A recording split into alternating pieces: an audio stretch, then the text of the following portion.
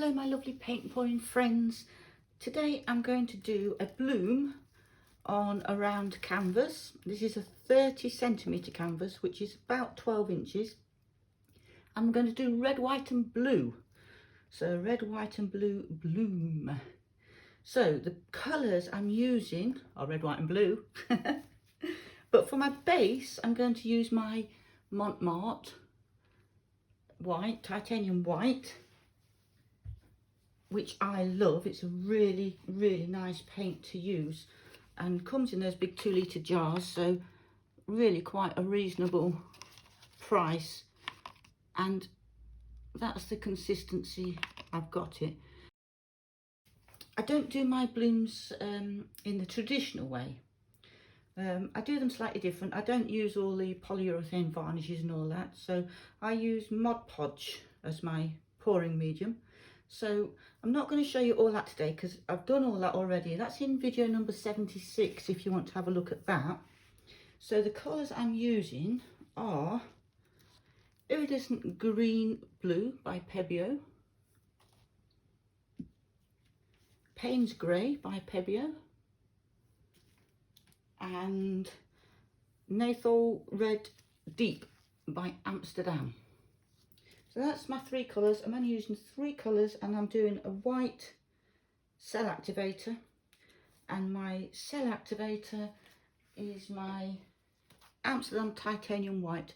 And I like to use the Expert series for this, just for the cell activator. I don't use it for other things, mostly just for the cell activator, and it is quite a lot finer. So the regular one I use for other pouring types is this, just the standard series, and it's excellent paint, and it still works just as well for this, but I just like to use the slightly better quality with a finer pigment. So what I'm going to do is I'm going to flood my canvas to start with, give it a quick spin.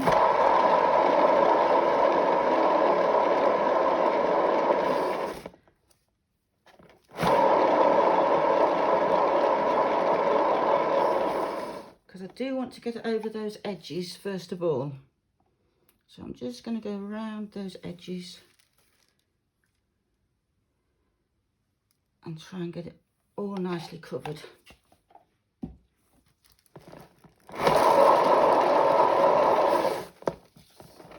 So just finish it off with my hands. I think it's a lot easier with your hands just to go over these edges, just to make sure they are nicely covered.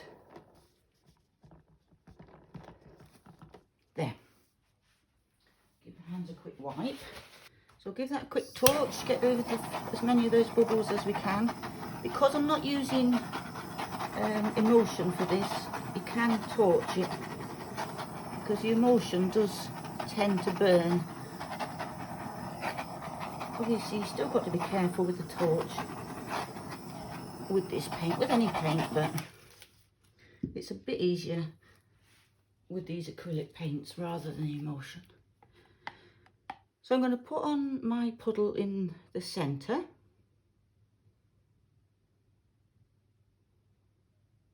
Nice good covering on there. I haven't got it quite level because this that I'm got my spinner table in hasn't got a completely flat bottom, because it's a little kiddie sand pit which doubles up for us as a doggy paddling pool.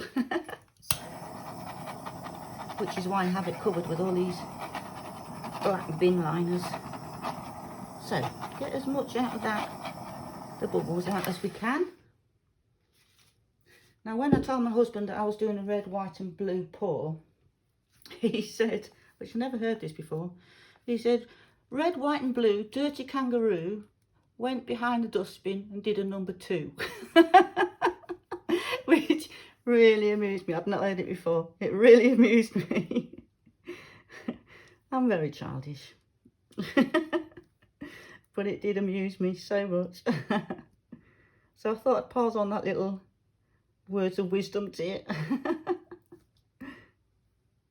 So there's my phthalo blue.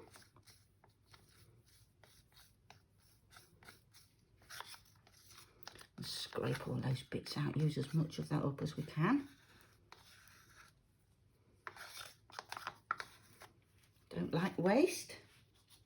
And then the Pebeo green blue. This is quite an iridescent one. It looks really quite pretty. Oh, I didn't show you the thickness I've got these. This is the thickness I've got for these paints. So that one on next. I don't worry about getting it in a nice neat circle, as you can see. And then the red. Just turn that round slightly.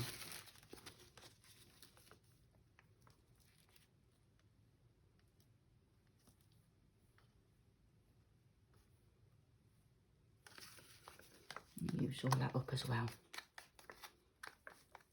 Yeah, so I don't use polyurethane varnish or anything like that. I just simply use gloss Mod Podge, because I've done so much testing for these various recipes, and the gloss Mod Podge, for me anyway, works amazingly well.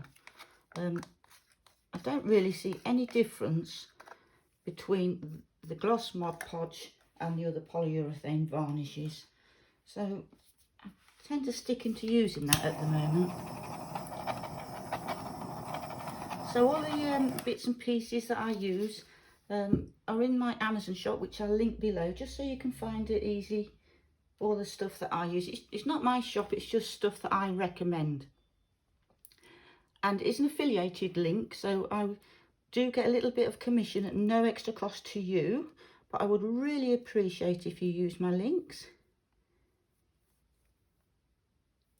Also, I'll leave in the links below. I do put quite a bit of cell activator on there. I've on my website, I've done a paint pouring for beginners article, which I hope you'll find really useful, and some colour charts that are free to download, so feel free to go and have a look at those. So my blower, I'm just using my little smallest blower in the world, which I love. So I'll just blow it out.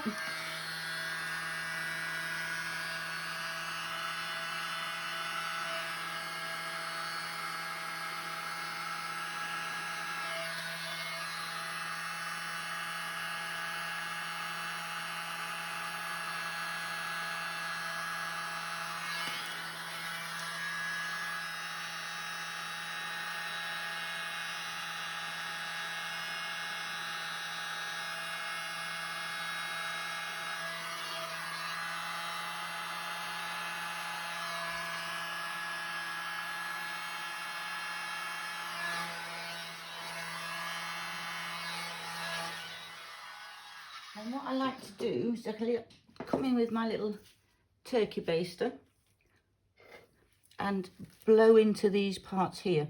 Now just mind when you use these, because with your breath it can get a bit of condensation in there which could drip on your painting, so make sure it's always dry.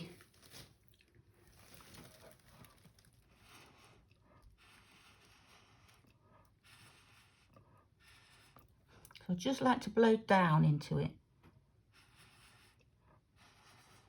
and that brings the colours up from underneath a bit more as well.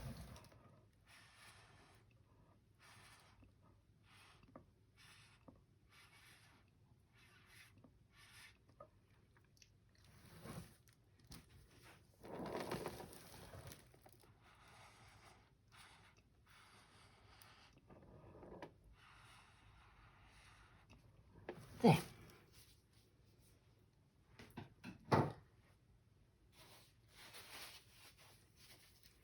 Now I'm going to give it a spin. A bit noisy, so it's gone off the centre. Just push that bit in a little bit. So I'll give it a good spin.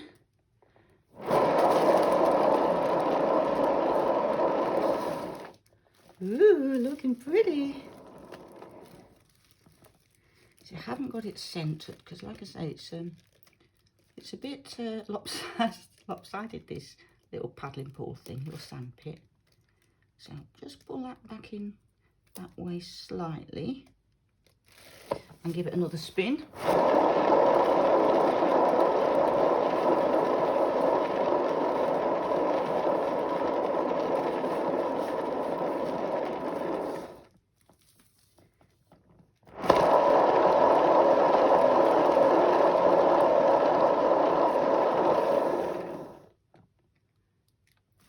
Looking pretty. I'm going to try and just tilt it that way a little bit. So if you haven't already subscribed to my channel, please subscribe and click the little bell notification so you get notified when I bring out more videos. And to those that have already subscribed, thank you so much. I really do appreciate every single one of you. So one more spin, I think. Oh, that wasn't a very good one. One more bigger spin.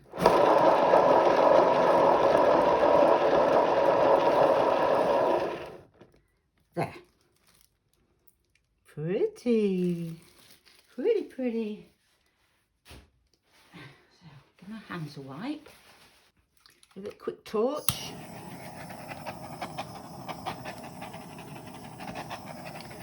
And when you torch it after you've spun it like this, can you see there are some little dots of white that's come through. What I like to do is just to come in with a little cocktail stick and just touch those a little bit, just to take the sharpness of them, so it's not just a white dot. It's not many. There, I think that'll do. There's one there. There. So what do you think to that one? Now when I've finished doing these, I do go around the edges, scrape all that paint from around the edges so it doesn't pull the composition down over one side. I want it to stay as much like you left it as possible. So I do scrape all those drips from around the bottom. Don't go over the top of the painting with your painty hands. So that's that one. The sides are all looking lovely. I'll bring you down for a close-up. So here's the close-up. And there's some lovely elements to this painting, which I'm really pleased with. So there's lots of cells along with the lacing, which I really like. And this is the centre, and it's got lots of lovely cells going on. I think it turned out really beautiful. Beautiful cells with the blues coming through. So I think with the two blues, it gives it like a shadowy look. Gives it a bit of depth. So I hope you enjoyed that. And like I say, if you haven't already, please subscribe, because that makes me realise that I'm not just talking to myself. So these are the edges, all nicely covered. Looks rather lovely. And I shall put this on my drying surface now, so it dries, so it sits nice and flat, because my drying rack is completely flat, so I know I'll be safe on there. So I hope you enjoyed that, and hopefully I'll see you in the next video. Bye for now.